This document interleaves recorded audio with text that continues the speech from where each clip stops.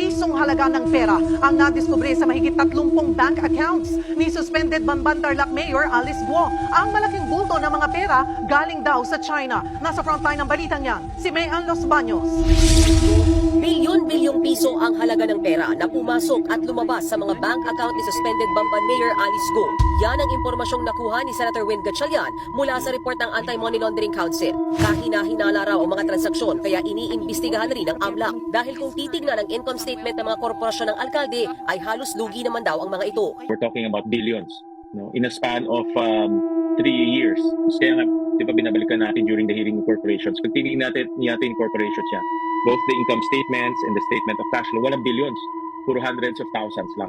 Ipapadetalye ni Gatchalian sa AMLAC sa susunod na hearing ang mga transaksyon. Pero sa ngayon, bulto raw ng mga bank transaction ay noong 2019 kung kailan sinimulan ang construction ng Bamban Pogo Hub hanggang 2022.